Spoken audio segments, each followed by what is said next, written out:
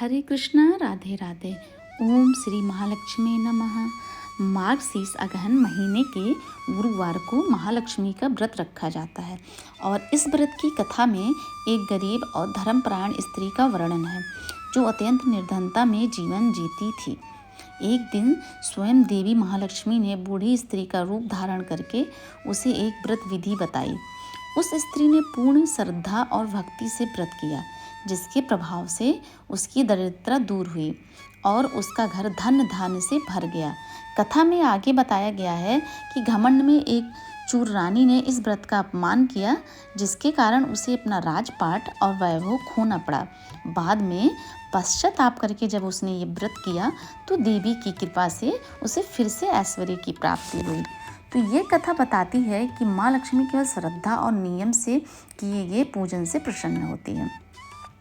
मार्गशीर्ष महालक्ष्मी व्रत कथा चलिए हम श्रवण करते हैं। भारतवर्ष के सौराष्ट्र देश में द्वापर युग की कहानी हुई है। सौराष्ट्र में उस समय भद्रशर्वा नाम के एक राजा थे। वे बड़े पराक्रमी राजा थे। उनकी रानी का नाम सूरजचंद्रिका था। रानी दिखने में अत्यंत ही सुंदर और सुलक्षणा थी और पतिव्रता भी थी। उन दोनों को 7 पुत्र तथा एक कन्या का वरदान मिला था। कन्या का नाम श्यामबाला था। एक बार महालक्ष्मी जी के मन में ये विचार आया कि उस राजा के राजप्रसाद में रहें। इससे राजा को दुगनी धन और दौलत की प्राप्ति होगी और वह इस धन दौलत से अपनी प्रजा को और सुख दे पाएगा। गरीब के घर अगर रहे और उसे धन दौलत प्राप्त हो तो वह स्वार्थी की तरह केवल अपने ऊपर ही खर्चा करता है। यह सोचकर श्री महालक्ष्मी जी ने एक बूढ़ी ब्राह्मण स्त्री का रूप धारण किया, हाथ में लाठी ली और लाठी के सहारे रानी के द्वार तक पहुंची। यद्यपि उन्होंने बूढ़ी औरत का रूप धारण किया था, पर उनके चेहरे पर देवी का तेज था। उन्हें देखते ही एक दासी सामने आई और उनसे उनका नाम, काम और धर्म पूछ डाला। वृद्ध ब्राह्मण का रूप धारित माता लक्ष्मी ने कहा, बालिके, मेरा नाम कमला है।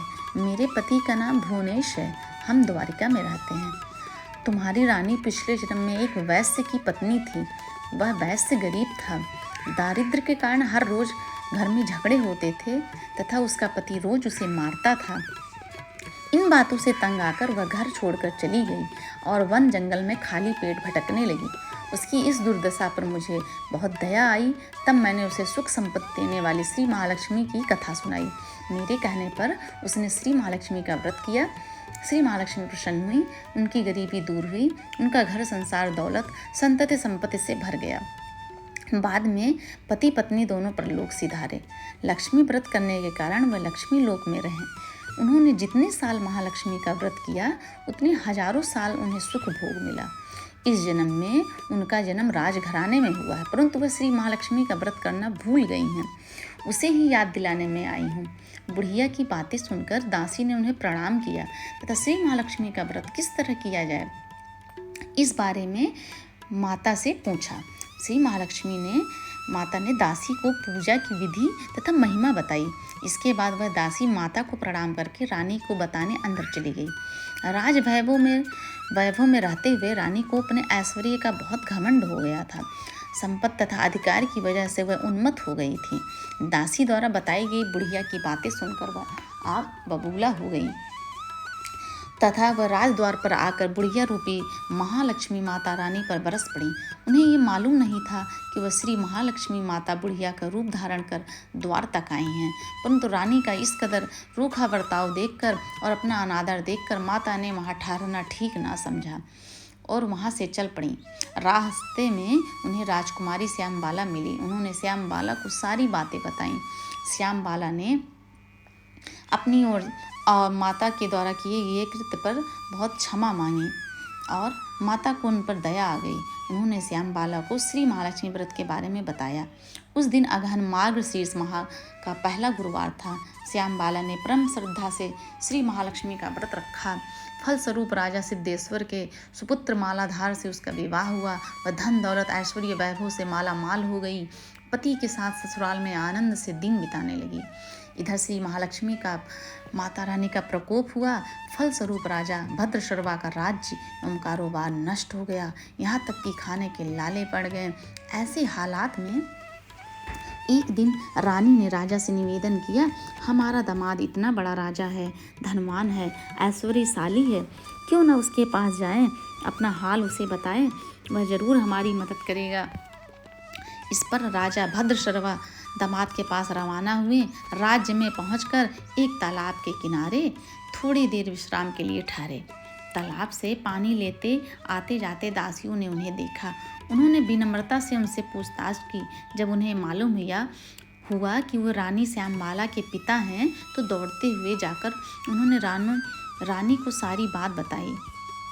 रानी ने दासी के हाथ राज परिधान भेजकर बड़े ठाट से उनका स्वागत तथा आदर सत्कार किया, खान पान करवाया। जब वे लौटने लगे तो सोने की मोहरें से भरा घड़ा दिया। राजा भद्रशर्वा जब वापस लौटे तो देखकर रानी सूरत चंद्रिका खुश हुई। उन्होंने सोने की मोहर से भरे घड़े का मुंह खोला, पर हाय भगवान, घड़े में धन के बदले कोयले मिले। ये सिर्फ महालक्ष्मी के प्रकोप से हुआ।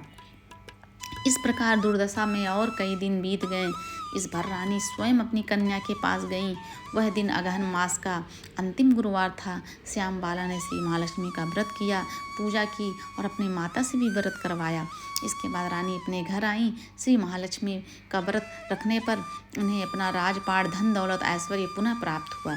वह फिर से सुखमय, शांति, आनंदमय जीवन बिताने लगी।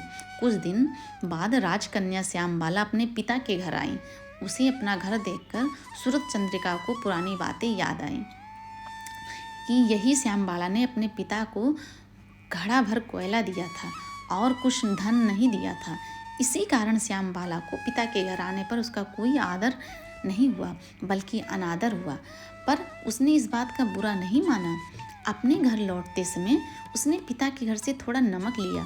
अपने घर लौटने पर उसके पति ने पूछा, अपने मायके से क्या लाई हो? इस पर उसने जवाब दिया, वहाँ का सार लाई हूँ। पति ने पूछा, इसका क्या मतलब हुआ? श्यामबाला ने कहा, थोड़ा धीरज रखिए मालिक, सब मालूम हो जाएगा। उस दिन श्यामबाला ने सारा भोजन बिना नमक के बनाया और परोसा। पति ने खाना चखा, सारा खाना बिना नमक का था, इसलिए स्वाद ना आया। फिर श्यामबाला ने थाली में नमक डाला, इससे सारा भोजन स्वादिष्ट लगने लगा। तब श्यामबाला ने पति से कहा, यही है वह मायके से लाया हुआ सार। पति की उसकी बातें सही लगी। फिर वह दोनों हंसी मजाक करते हुए भोजन करने लगे। कहा गया है, इस तरह जो कोई श्रद्धा भाव से श्री महालक्ष्मी की पूजा करता है, उस माता की कृपा प्राप्त होती है, सुख, संपत्ति, शांति प्राप्त होती है, सभी मन की कामनाएं पूर्ण होती हैं। परंतु ये सब प्राप्त होने पर माता की पूजा को भूलना नहीं चाहिए। हर गुरुवार को व्रत पाठ अवश्य करना चाहिए। इस तरह से महालक्ष्मी की महिमा भक्तों की मनोकामना पूरी करती हैं। मार्गशीर्ष महालक्ष्मी दूसरी कथा। एक गांव में एक गरीब ब्राह्मण रहता था। वह नियमित रूप से जगत के पालनहार विष्णु भगवान की आराधना करता था। उसकी पूजा भक्ति से प्रसन्न होकर उसे भगवान श्री विष्णु ने दर्शन दिए और ब्राह्मण से वर मांगने के लिए कहा। तब ब्राह्मण ने लक्ष्मी जी का निवास अपने घर में होने की इच्छा जाहिर की। तब विष्णु जी ने लक्ष्मी जी की प्राप्ति का मार्ग बताया। उन्होंने बताया कि मंदिर के सामने एक स्त्री आती है जो यहाँ आकर उपले थापती है। तुम उसे अपने घर आने का आमंत्रण देना, वही माता लक्ष्मी है। विष्णु जी ने ब्राह्मण से कहा, जब धन की देवी माँ लक्ष्मी के तुम्हारे घर पधारेंगी तो तुम्हारा घर धन धान्य से भर जाएगा। यह कहकर भगवान विष्णु वहाँ से चले गए। अगले दिन वह सुबह ही वह मंदिर के सामने बैठ गया।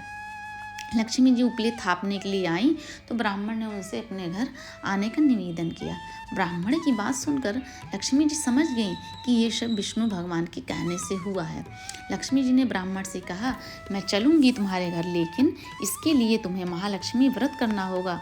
16 दिनों तक व्रत करना और 16वें दिन रात्रि को चंद्रमा को अर्घ्य देने से तुम्हारा मनोरथ पूर्ण होगा। ब्राह्मण देवी के कहे अनुसार व्रत और पूजन किया और देवी को उत्तर दिशा की ओर मुँह करके पुकारा। इसके बाद देवी लक्ष्मी ने अपना वचन पूरा किया। मान्यता है कि इसी दिन से इस व्रत की परंपरा शुरू हुई थी। मार्गशीर्ष महालक्ष्मी व्रत पूजा विधि। यह व्रत करने से स्त्री तथा पुरुष दोनों मन से स्वस्थ एवं आनंदमय होने चाहिए। इस व्रत को किसी भी महीने के प्रथम गुरुवार बृहस्पतिवार से शुरू करते हैं। विधि नियम अनुसार हर गुरुवार को महालक्ष्मी व्रत करें। श्री महालक्ष्मी की व्रत कथा को पढ़ें। लगातार 8 गुरुवार को व्रत पालन करने पर अंतिम गुरुवार को समापन करें। वैसे ये व्रत पूजा पूरे वर्ष भी कर सकते हैं, परंतु वर्ष भर हर गुरुवार की देवी की प्रतिमा या फोटो के सामने बैठकर व्रत कथा को पढ़ें। शेष गुरुवार के दिन 8 सुहागिन या कुंवारी कन्याओं को आमंत्रित कर उनकी समझ पीढ़ा या आसन बैठाकर महालक्ष्मी का रूप समझकर हल्दी कुमकुम लगाएं।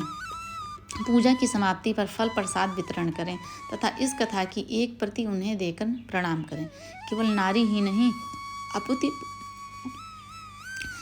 पुरुष भी ये पूजा कर सकते हैं। वे सुहागन या कुमारिका को आमंत्रित कर उन्हें हल्दी कुमकुम लगाकर व्रत कथा की प्रति देकर प्रणाम करें। पुरुषों को भी इस व्रत कथा को पढ़ना चाहिए। जिस दिन व्रत वो उपवास हो, दूध फलाहार करें, खाली पेट न रहें। रात को भोजन से पहले देवी का माता का भोग लगाएं एवं परिवार के साथ भोजन करें।